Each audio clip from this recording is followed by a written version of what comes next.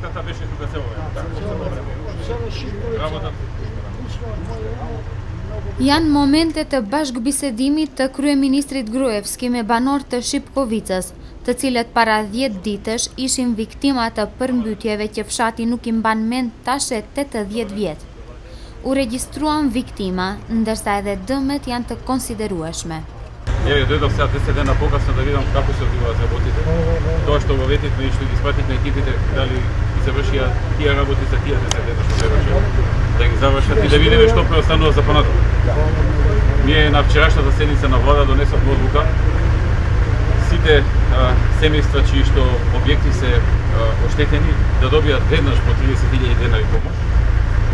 Понатаму да им се плати кирија ако немаат каде да престојуваат додека им се поправат куќите, што им се посериозно оштетени и кои што ќе има опасност да живеат, а во меѓувреме да се поправат куќите. И доделивме и голема количина на нафта за општината, дето 160.000 литри за да има за механизација. Да работи. А исто така и на земјоделците, кои што на земјоделските крајеви има штети, ќе се додели помош, они треба сега да ги пријава штети. Kryeministri Nikola Gruevski qëndroi edhe në mjediset e shtabit vendor të emergjencës, me që rast u interesua për mbarvajtjen e operacionit të spastrimit të terrenit. Да им се поправат куќите, да видиме од инфраструктура што може да се поправи, Исто и за земјоделците што имаат оштетени, што имаат загуби, односно оштетување на земјоделскиот род, ќе се прави проценка, до 26 август треба да пријават. Било ми е што веднаш се заврши, тогаш струјата веднаш сабајле се поправи, доволни количини на вода се донесува и се што требаше друго, како што разбав сега, течи и ќе продолжиме и понатаму. Antarët e shtabit të emergjencës shprehen mirënjohje për angazhimin e autoriteteve për normalizimin e gjendjes, por ngritën shqetësimin për atë që sipas tyre u asolli të keqen në mbrëmjen e Tregushtit për rojin e Hallës, siç e quajnë shipkovicasit, për roji i cili atë natë ishte i pamëshirshëm. Тоа не е најголемата опасност што може да ни дојде пак, не дај Боже. Не дај Боже, али ако не превземеме мерки таму потребно, ние џабе што работиме, другиот дел пак ќе дојде.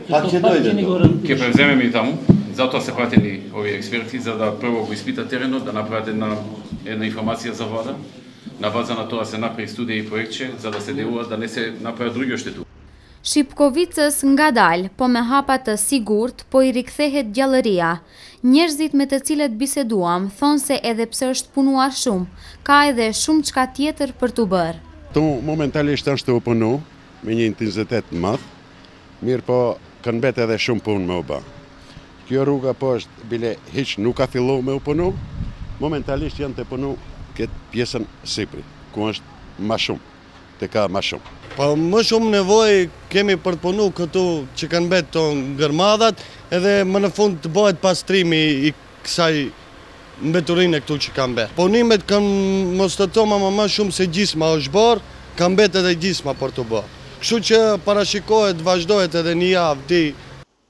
Raportet e Këshillit të Emergjencës thonë se pjesa dërmuese e prurjeve është hequr, është bërë gati dezinfektimi i të gjitha objekteve. Është rivendosur rrjeti elektrik dhe ai i ujit, ndërkaq mjekët rekomandojnë se ai nuk është i përdorshëm për pije.